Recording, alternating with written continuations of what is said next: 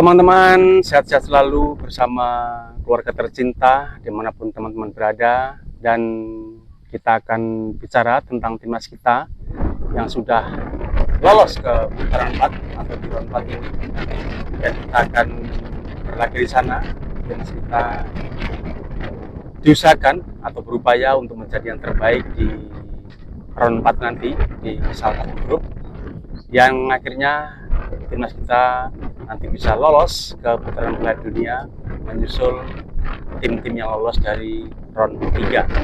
Dan apakah itu mudah? Tentu saja tidak mudah, dan itu sangat-sangat sulit. Apalagi kemarin sudah ada pemberitaan yang resmi bahwa Qatar dan juga Arab Saudi yang akan menjadi tuan rumah pada round 4 nantinya. Artinya apa? Kalau kita lihat pembagian pot yang ada, pot 1 dihuni oleh Qatar dan juga Arab Saudi, kemudian pot 2 dihuni Irak dan juga Uni Emirat Arab yang lolos ke round 4. Kemudian di pot 3 itu timnas kita dan juga timnas Oman. Jadi ada 6 tim dibagi menjadi 3 pot, dan masing-masing pot diambil 1. Jadi nanti pot 1, pot 2, dan pot 3 masing-masing 1.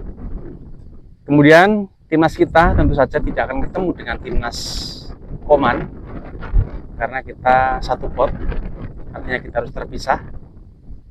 Kemudian timnas kita juga tidak akan ketemu dengan Arab Saudi karena berdasar regulasi yang ada yang saya baca bahwa sebuah tim tidak akan ketemu di round 4 jika di round sebelumnya sudah menjadi satu grup. Artinya timnas kita tidak akan ketemu dengan Arab Saudi karena kita sudah satu grup di round 3, itu di grup C bersama dengan Arab Saudi. Otomatis kita nanti di sana akan ketemu salah satunya adalah Qatar. Itu sudah pasti Qatar, karena Qatar dan juga Arab Saudi adalah satu pot. Kemudian yang dengan pot 2 ada di sana Irak dan juga Uni Emirat Arab. Jadi dalam grup nanti kita akan satu grup dengan salah satu yang saya sebutkan tadi, antara Irak dan juga Uni Emirat Arab. Kemudian yang akan kita bahas di sini apa? Yang kita dibahas ini adalah salah satu tuan rumah adalah Qatar. Artinya timnas kita nanti akan berlaga di kandang Qatar yang notabene menjadi salah satu daripada tim yang lolos ke round 4. Tentu saja Qatar menjadi kandidat yang sangat kuat untuk bisa menjadi juara grup karena main di kandang.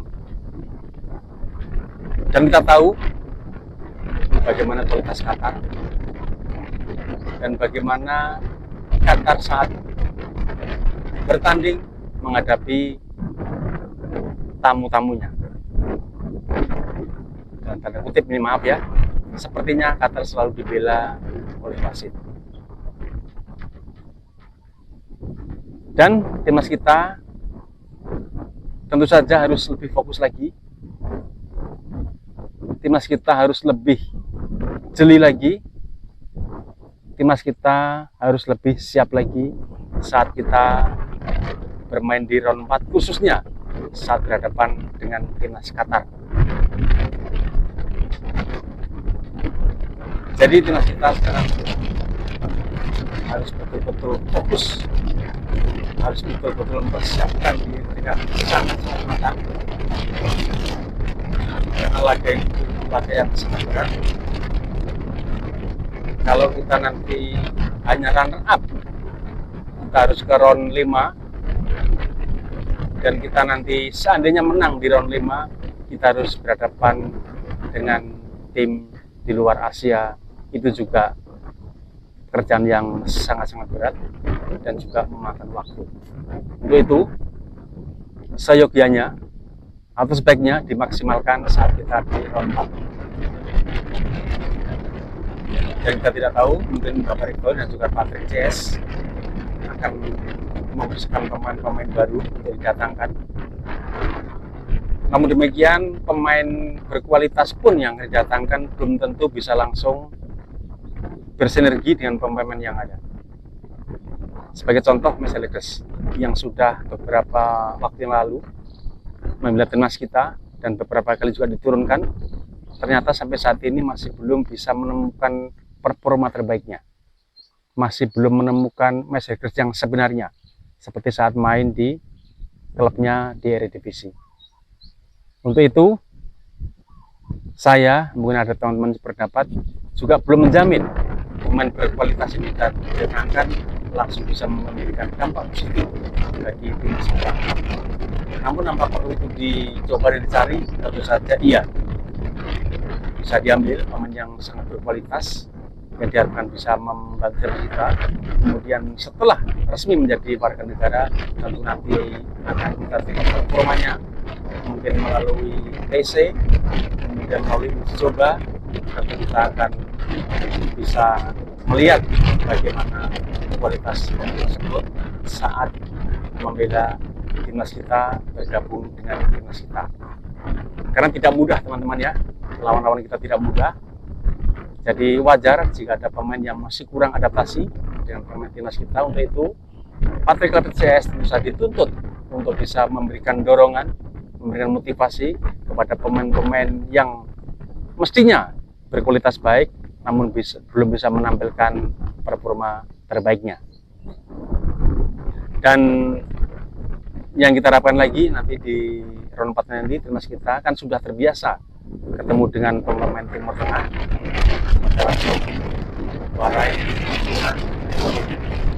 Mestinya timnas kita harus selalu belajar dari setiap pertandingan. Bagaimana di round 2 kita sudah ketemu dengan Irak juga, yang saat itu kita kalah dengan skor 0-2 di kandang, kemudian 4-1 atau 5-1 di kandang Irak.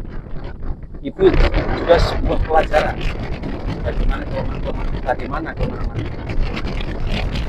Kemudian di Arab Saudi kita imbang di kandang Arab Saudi, kemudian kita menang di kandang kita dengan skor 2-0. Namun semuanya tentu juga perlu adanya evaluasi.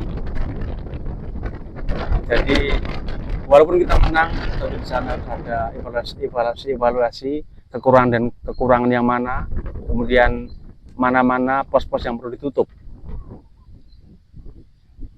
Jadi kita harapkan untuk menghadapi round 4 nanti, timnas kita harus betul-betul siap. Partai Klevet CS juga harus siap secara fisik, mental khususnya.